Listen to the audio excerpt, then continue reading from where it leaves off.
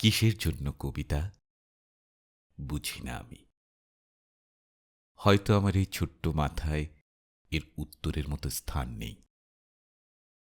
তবুও ভাবি, শুধুই ভাবি, কিসের জন্য কবিতা। শহরের এ প্রশস্ত রাস্তার ধারে ওই যে দাঁড়িয়ে থাকে একদল লোক, যারা বাসের অপেক্ষায় চেয়ে থাকে দূরে, অনেক দূরে।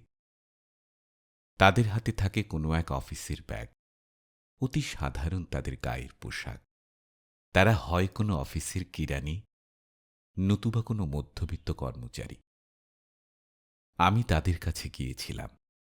বলতে পারেন, সময় নেই বলে হাতঘড়িটার দিকে তাকাল।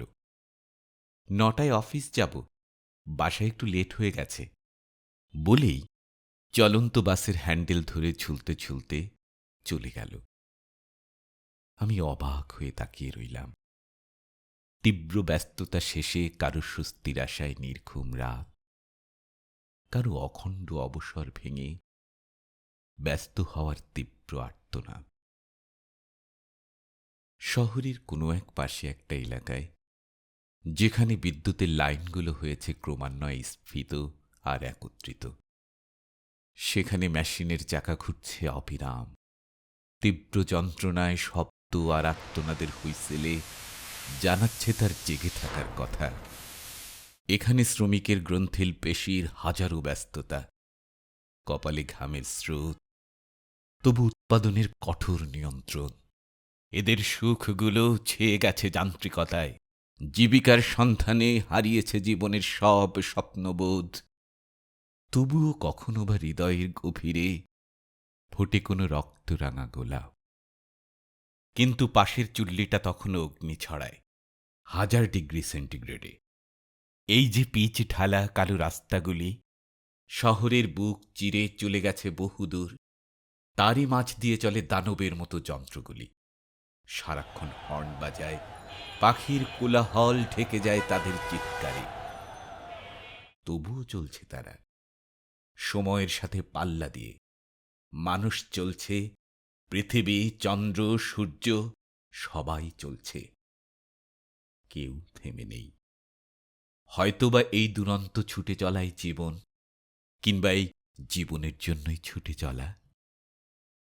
শহরের পাশ ঘেঁষে ওই রেল লাইনটার পাশে, যেখানে হাজারো কুঁড়ে ঘর দাঁড়িয়ে আছে, বস্তিগুলি যেন যুদ্ধক্ষেত্রের সৈনিকের তাঁবু। সেখানে থাকে লাখো লাখো আধখাওয়া মানুষেরা। তারা এক মুঠো জীবনের আশায় লড়ে যায় দিন রাত। তাদের কেউ বা রিক্সা চালায়, কেউ বা কুলি মজুর। এই শহরেরই মানুষ তারা। একদিন হয়তো এসেছিল গ্রাম থেকে। অনেকে দুঃখে, অভাবে, সময় হয়তো উপড়ে ফেলেছে তাদের অস্তিত্বের শেকড়। অনেক আশা নিয়ে খুঁটি গেড়েছিল এই শহরে, এই ইট পাথরের জঞ্জালে, এই খাদ্য অথবা খাদকের ময়দানে। কখনো হারে, কখনো জেতে, কখনো বা লড়ে যায় নিবু নিবু প্রদীপের মতো। শহরের দূরের কোনায় একটা বুড়ো বটগাছ, কি বিশাল তার আকার, এবড়ো থেবড়ো দেহ, যার ঝুলন্ত শিকড়গুলো মাটি ছোঁয় ছোঁয়। তার নিচে আশ্রয়ে বসে থাকে এক বৃদ্ধ, যার এক পা খোড়া, মুখে বসন্তের দাগ, উস্কো খুস্কো চুল আর গায়ে তার শতছিন্ন বস্ত্র। নিঃস্ব, দুঃখ তার জীবনের সাথী। তার সামনের ওই ফুটো থালাটায় ছড়িয়ে আছে কতক ৫ পয়সা, ১০ পয়সা, অতি বিক্ষিপ্তভাবে, যেন অন্ধকার আকাশের মাঝে আশার আলোর হাজার তারায় গ্রন্থিত মালা। আমি তার কাছে গিয়েছিলাম। আগ্রহ নিয়ে তার কাছে আমি আমার প্রশ্ন সঁপে দিলাম, কিসের জন্য? সে তার থালাটা উঁচিয়ে বলল, দাও না বাবা ২ পয়সা, আল্লাহ তোমার মঙ্গল করবেন। কিছুই হল না। আমি সেখান থেকে ফিরে এলাম। এই পৃথিবী কারো সুখের জন্য, কারো দুঃখের জন্য। শহরের এপাশেই একটা নদী, ধীর লয়ে বয়ে গেছে সোজা, দূরে, অনেক দূরে। যেখানে হয়তো আকাশের বিশালতা মিশে একাকার হয়ে গেছে তারই বুকে। বাতাসের উত্তাল বেগে ঢেউ জাগে সেই নদীর বুকে, তার দুপাশ জুড়ে জেগে ওঠে নুপুরের ধ্বনি। এক অনন্য ছন্দ, এক অনবদ্য কবিতা। সত্যি অদ্ভুত এই বিশ্বপৃথিবী, যেখানে জোয়ারের ঢেউ লেগে সব ভেসে যায়, আবার ভাটার টানে নিজে মরা নদী হয়ে যায়। নদীর ওপারেই একটা গ্রাম, সুন্দর, নিঝুম, সুজলা সুফলা, যেন সবুজের ছাপ লেগে আছে মাটির কাগজে।